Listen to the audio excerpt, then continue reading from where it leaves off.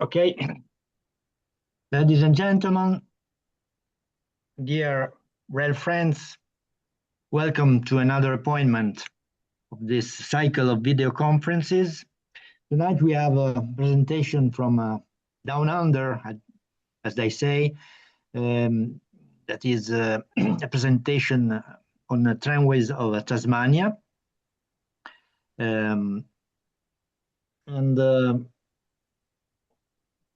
It's a presentation made by an old friend of ours. Many of you should know him already. He had made other presentations before for us. I mean, Tony Weston from Launceston. The presentation will be done in English, but you have the chat and you can use it all the time if you want, even in Italian, in English or in Italian. At the end of the presentation, as usual, there will be space for questions and answers. But before giving the floor to Tony, I have to tell you that the next presentation in 2 weeks will be from the United States of America, from Pittsburgh, and on the 16th of December. It will deal with Pittsburgh interurbans. And that will be the last presentation before the Christmas break. Then we'll have about a month break, and we'll be with you again on the new year with a new cycle of video conferences in 2026. So before giving the floor to Tony, I have to repeat everything in Italian. Buonasera a tutti, benvenuti a questo nuovo appuntamento del nostro ciclo di videoconferenze. Questa sera abbiamo una presentazione che viene dall'altro capo del mondo, perché si tratta dei tram della Tasmania, che sono presentati dal nostro amico Tony Weston, che molti di voi già conosceranno perché ha fatto già altre presentazioni in passato per noi. Potete usare la chat, la presentazione sarà in inglese, ma potete usare la chat quando volete, anche in italiano. Alla fine della presentazione ci sarà spazio per domande. Vi annuncio che la prossima presentazione tra 15 giorni, quindi martedì 16 dicembre, sarà sui tram interurbani di Pittsburgh, quindi Stati Uniti d'America, e sarà l'ultima prima della pausa natalizia. Poi ritorneremo dopo un mese di pausa circa nell'anno nuovo con una nuova serie di presentazioni, spero sempre interessanti. Benissimo, adesso darei la parola a Tony. Tony, you can start if you want. Thanks, Roberto. Good evening and good morning. I'm presenting on the Tramways of Tasmania, a subject in which I've had a long interest and am a member of the Launceston Tramway Museum Society.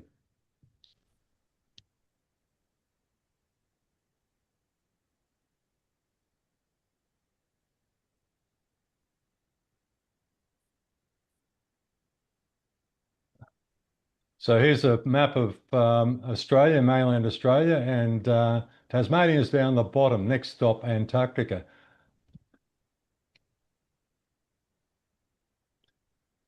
So Hobart and Launceston are cities in the Australian state of Tasmania, a large island about the size of Switzerland, south of mainland Australia. Hobart is the capital of the state of Tasmania, and Launceston is the second city. Electric trams were introduced to Hobart in 1893, one of the earliest electric tram systems in Australia. Electric trams were introduced to Launceston in 1911, and this was one of the last electric tram systems to be opened in the country prior to the recent tramway renaissance in places like Sydney, Brisbane, Canberra. Both systems used 1067mm gauge tracks, 3'6", and the railways in Tasmania are of the same gauge.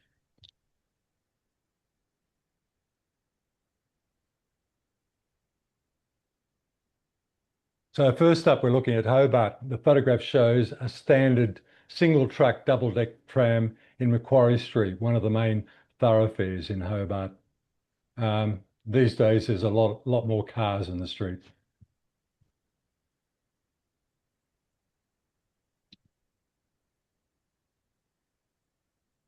Hobart sits along either side of the River Derwent, close to the southeastern coast of Tasmania, and the 1,270-metre peak of Mount Wellington. Snow can fall on Mount Wellington year-round, but more likely from May to September. And we've had snow recently near Launceston. Tramways in red were only on the western side of the Derwent.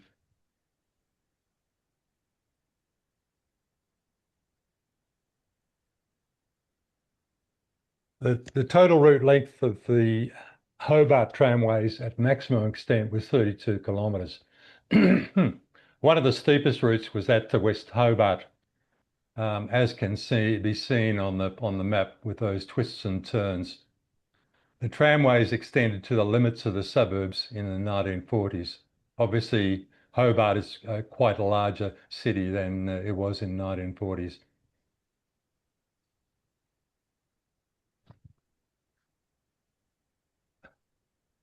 A private company, the Hobart Electric Tramway Company, contracted Siemens Brothers of London to construct a system of free routes to Cascades, Sandy Bay and Moona using the 3'6" gauge track. Double-deck electric tram number 2 was one of 20 assembled in Hobart prior to the opening of the systems in 1893.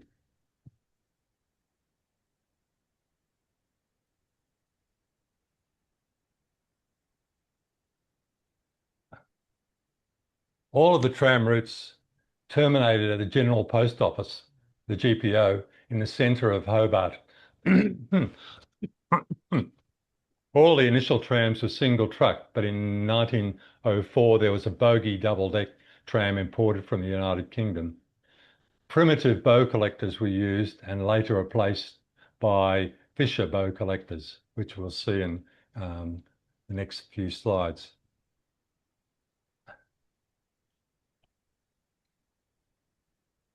The first single-deck trams in Hobart were built or converted from double-deck trams or components in 1903 and were lightly constructed. These were intended for periods of light traffic. Further single-deck trams, such as number 25, were built from 1905.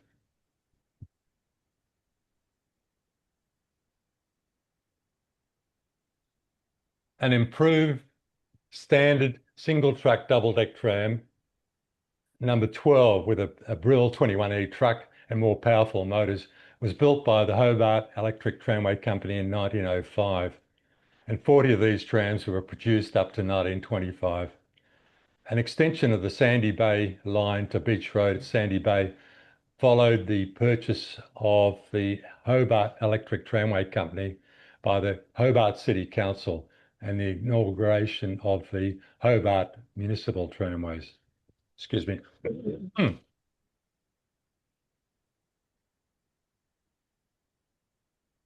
The double-deck trams could convey a large crowd. Hobart was the only system in Australia to have double-deck cars as standard vehicles and was the only city to use bow collectors as standard.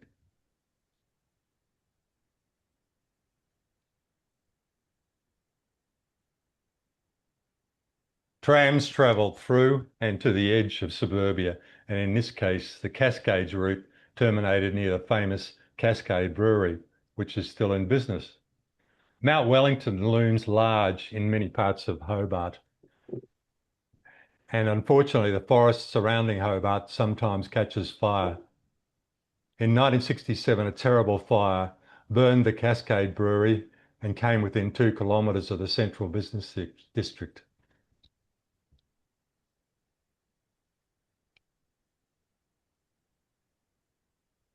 Proud tram conductor and driver posing with a standard double-deck tram belonging to the Hobart Municipal Tramways.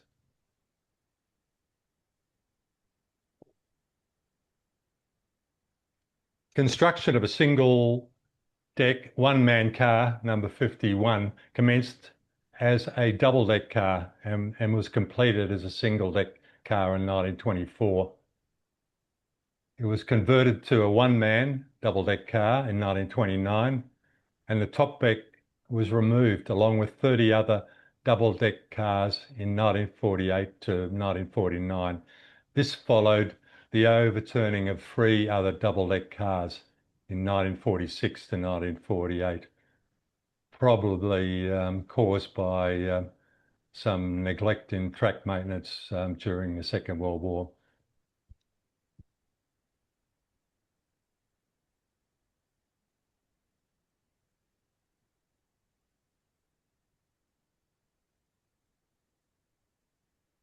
The single-deck tram number 25, which you've seen in a previous slide, has converted to a one-man car in 1926.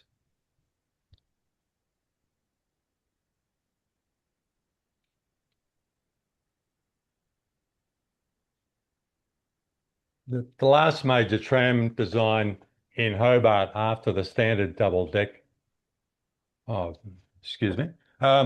the first single-deck bogie car, number 42, built by the Hobart Municipal Tramways in 1920, number 50, or later number 100, was a bogie end and centre door tram built in 1924 as a forerunner into the standard single-deck bogie cars.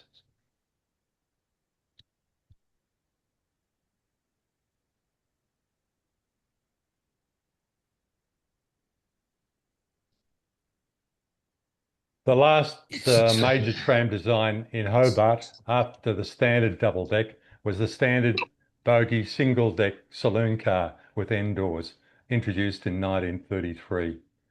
Up to 1952, 37 of these cars were built by the Hobart Municipal Tramways.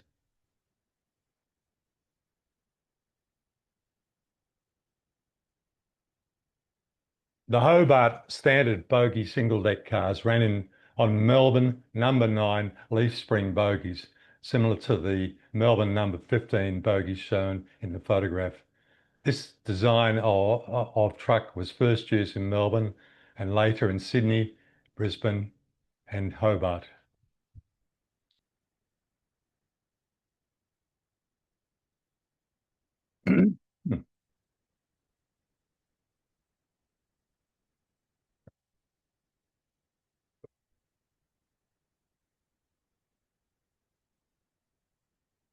A single Leyland 3-axle trolleybus chassis was bodied by Hobart Municipal Tramways and entered service on the Huon Road route.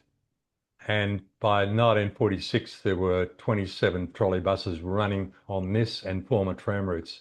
This photograph represents the 2 standard tramcar types and a new standard, i.e. the trolleybus.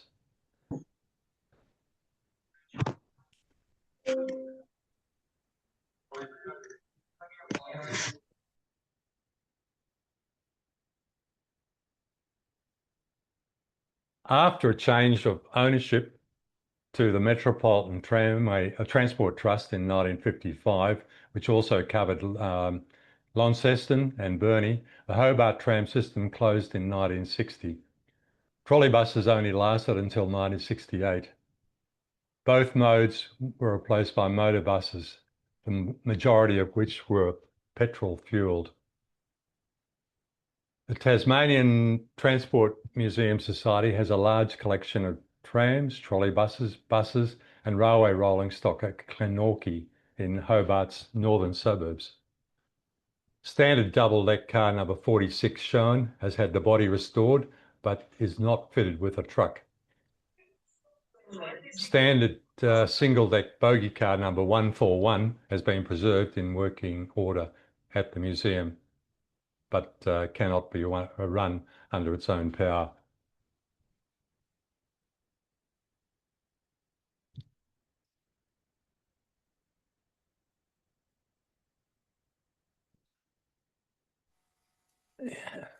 Coming to Launceston, it's the smaller of the two cities. The photograph shows one of the scenic attractions of Launceston, where the South Esk River exits the Cataract Gorge and flows under the King's Bridge. Two trams on the right-hand side are either terminating or continuing to the Trevelyan terminus amongst gracious timber homes. The King Bridge was originally built with a single span, and when the trams were to be introduced, another span was floated in beside that span to cope with the trams.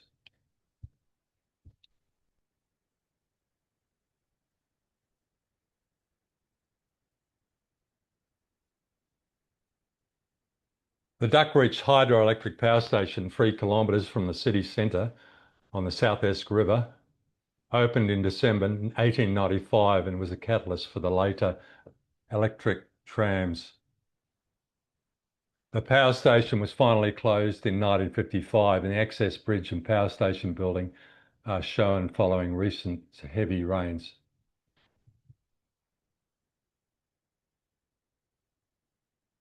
And at one stage, the power station was covered with, the machines were covered with water due to flooding.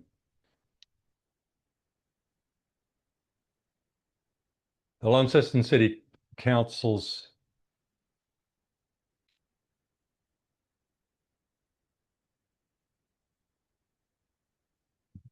Launceston Municipal Tramways, the LMT, constructed the tramway system and commenced operations. 6 trams, including number 4 shown in the photo, were lined up in Brisbane Street, which we see here, for the official opening of the tram system in August 1911.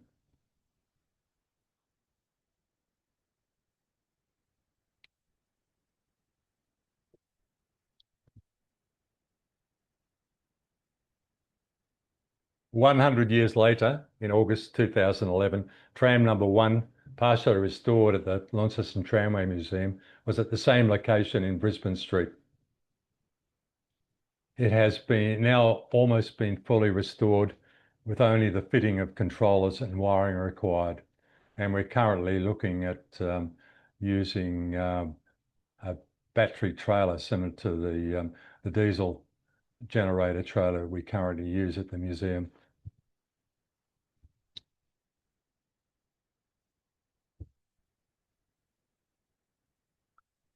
A map of Launceston in the 1940s shows the tram lines at maximum extent in red and the extent of the built-up area in yellow. From the northwest to the southeast is approximately 8 kilometres.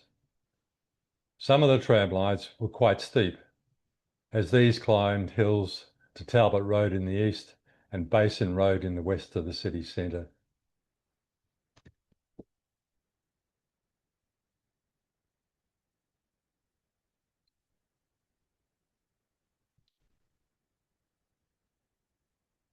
Tram number 12 was one of 14 single truck combination trams constructed locally by J&T Gunn.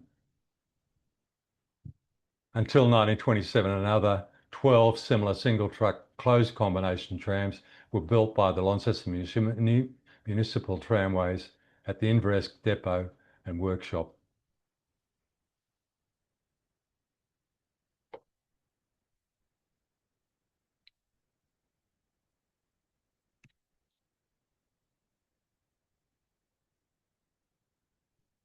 Tram number 6, close to the terminus of the steep and winding Trevelyan tram route, with the centre of Launceston across the Tamar River in the background. The Launceston system was unique in Australia as it had swivel trolley wheels, which allowed the trolley wire to be economically strung away from the tram tracks, and crossovers on double tracks did not have to be wired.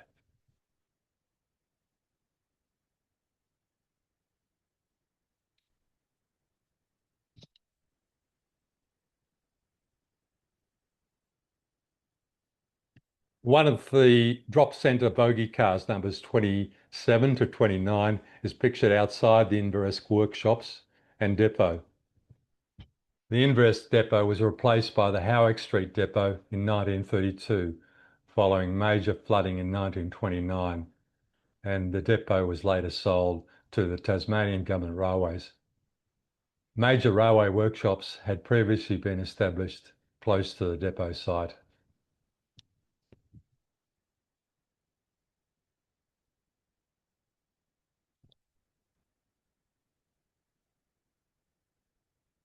Single truck tram number 20 was built by Launceston Municipal Tramways and entered service in 1914. It was one of 3 mounted on an 11-foot wheelbase Brill Radiax truck.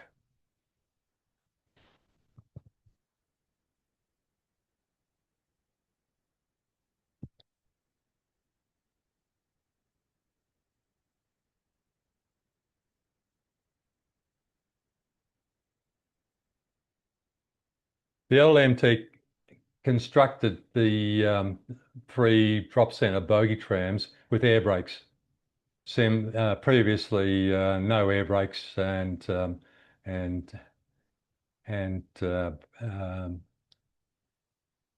hand brakes for normal braking. Numbers 27 to 29, which entered service in 1930. The drop centre layout is a particularly Australian and New Zealand design. Tram 29 is shown in the Launceston city centre.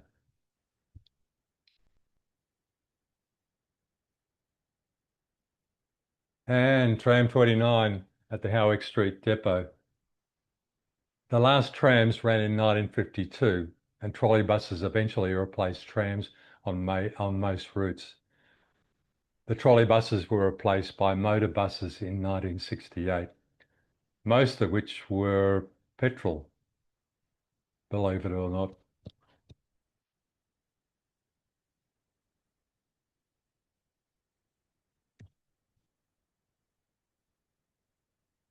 In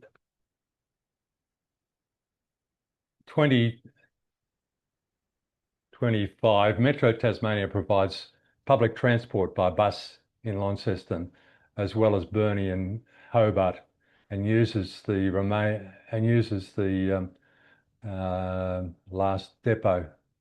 Remaining tram tracks are visible at the front of the depot.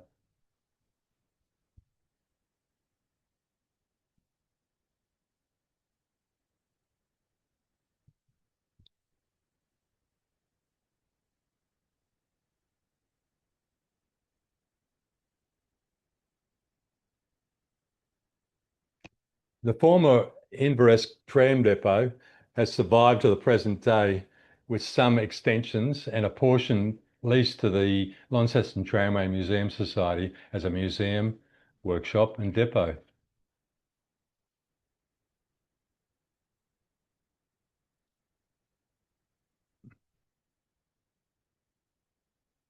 In 1993, Marcus Hall was inspired to restore bogie tram number 29 after finding its body on a farm in northwest Tasmania.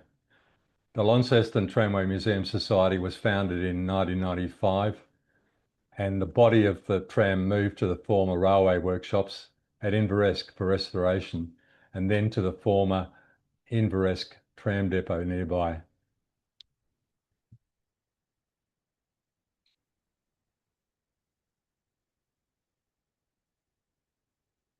Here we see tram number 29, fully restored with trucks from the Gifu system in Japan. Tram number 29 with the blue cafe behind, formerly housing a steam power station built in 1912 as an addition to the Duckreach hydroelectric power station.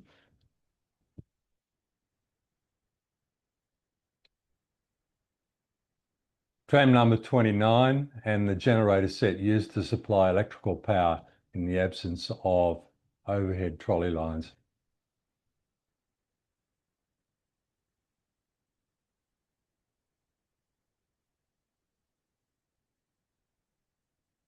A display in the museum explains the jobs of drivers in Launceston called motormen and conductors.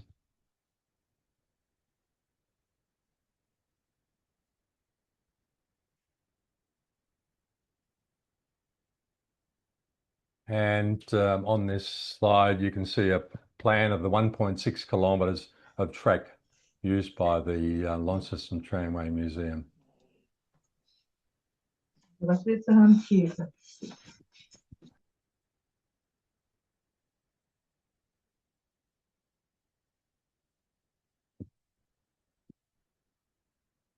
The University of Tasmania has completed its move from a northern campus in a northern suburb of Launceston to the Inverest precinct near the Tram Museum.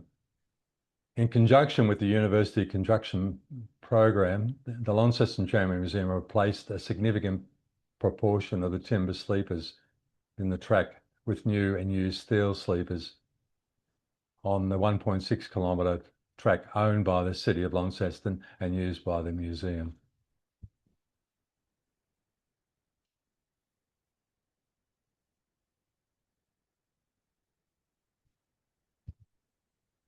Launceston Tram number 16 was restored by the Pennyroyal tourist attraction in Launceston to provide transport for patrons along approximately 400 metres of track between a car park and the entrance to the attraction. A diesel engine connected to hydrostatic drive provided the power for the tram. The tram is currently not operating and stored in a shed at the end of the track, and the track's been covered by asphalt. Tram number 16 was built by the Launceston Municipal Tramways as an open car for weekend and holiday traffic, then converted to a saloon car, and finally to a closed combination design, which we can see in the photo.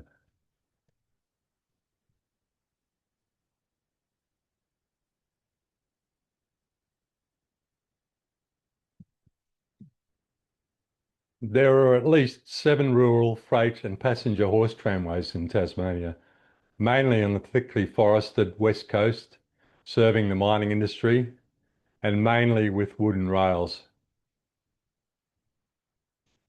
These tramways lasted from 1878 to 1933, and some were soon converted to steam locomotive operated light railways. One of them, the line from Burnie to Waratah, was 72 kilometres and lasted about 6 years before being converted to steel rail and steam locomotive traction.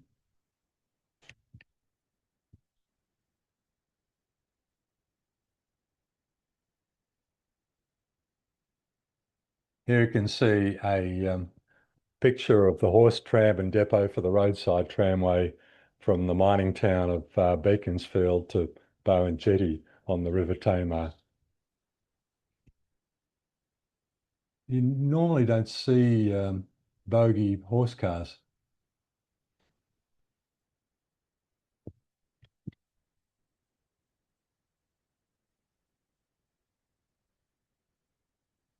Another horse tramway ran into very thickly forested areas and quite mountainous to a lead and silver mine, and only lasted a few years. I lived near this area and tramped through the bush one day with a companion, and it was tough going.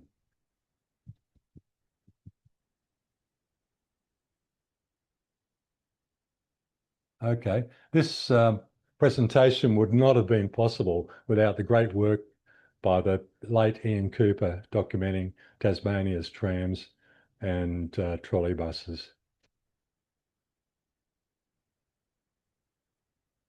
So that's the end of the presentation. Does anybody have questions?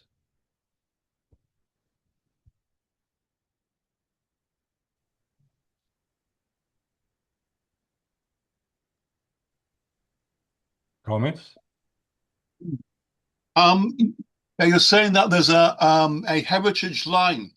If you could give us a bit more detail on that, please. Yep, the Launceston Tramway Museum has uses 1.6 kilometres. Some of that track, and I'll go back to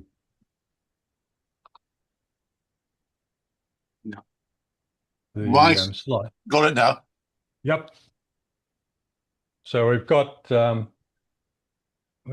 depot, workshop, and museum in the original tramway depot and workshop, and there's a long straight section of track, mainly in concrete, which was put there during redevelopment of this site after the railway workshops moved elsewhere in Launceston.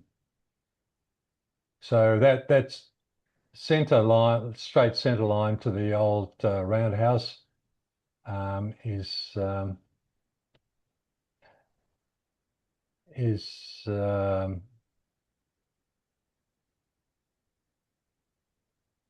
there. That's not original.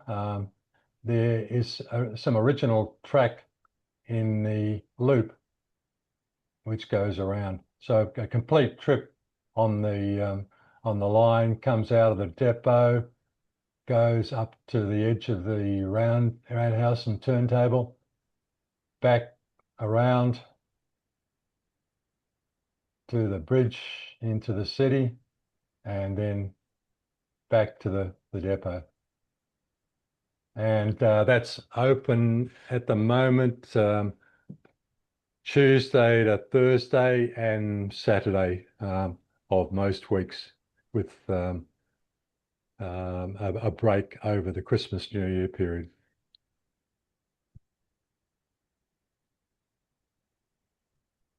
Right. How close is this? I mean, I don't know an awful lot about distances, but how close is this to the nearest working tramway? Because I do intend to go to your part of the world at some point relatively soon. How many sort of active systems are in the area? This is the only active tramway operation in Tasmania. Nearest system is Melbourne, and you can hardly compare 1.6 kilometres of track with Melbourne's 250 or so kilometres. There are, however, also some quite interesting heritage railway operations, particularly the operation partially using ABT rails on steep grades at Queenstown in the southwest of Tasmania. Okay, thank you. Thanks for that. Tony, are you thinking of installing some overhead wires, or you remain with a diesel generator? There was a plan to install overhead wiring about 15 years ago. That never got off the ground, and with the current new university buildings and other activities there, I think it's unlikely that we would get approval to put up overhead wiring on the system. Last year, we were donated about 40 lead acid batteries by the University of Tasmania, which was surplus to requirements as an uninterruptible power supply.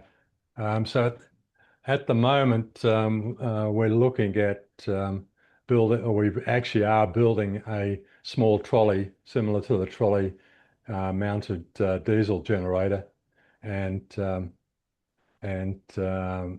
mounting the 20 or so batteries on the on that trailer, and using an electronic control rather than the old controllers. I see. And anyway, how many cars in running order do you have in the fleet at present? We have only one car, number 29, in running order, and number one has been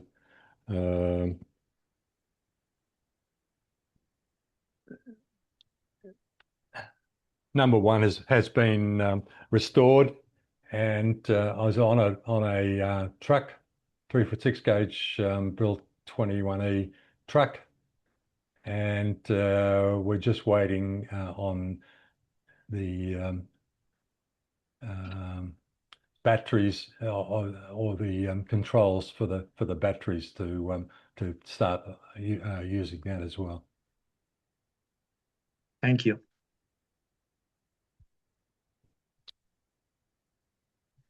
I see in the chat there's a question saying, how long were trams 28 and 29, the length?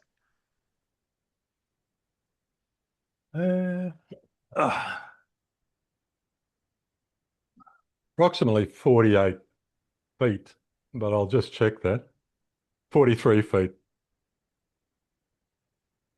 Okay, so in meters. 14 meters, thereabouts.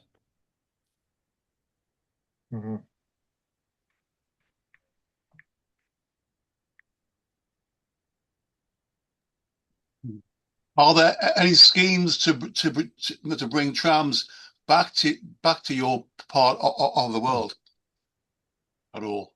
There was a scheme, and I should have mentioned this in the presentation, for trams to run on the abandoned railway line into the centre of, or close to the centre of Hobart. And that didn't get off the ground. The feasibility study assumed second-hand trams to make it look financially feasible. And one of the plans was to have feeder buses running to stations along that tram line. However, it would still be single track with loops, passing loops, and I think in that case it'd be difficult to schedule buses connecting with the trams. In addition, the tram line wouldn't go into the centre of the city. It'd be would stop probably about 800 meters from the centre of the city. Now the metro bus operation, which is owned by the government, is experimenting with hydrogen fuel cell electric buses in Hobart, and for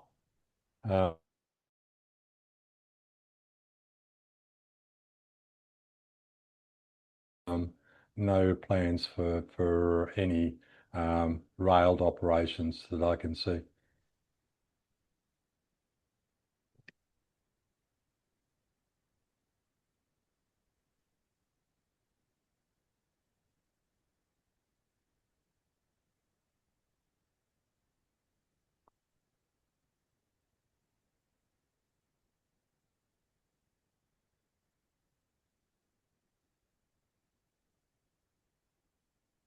Paul, you've been to Tasmania at various times and saw the trolleybuses in operation in Launceston. Ah.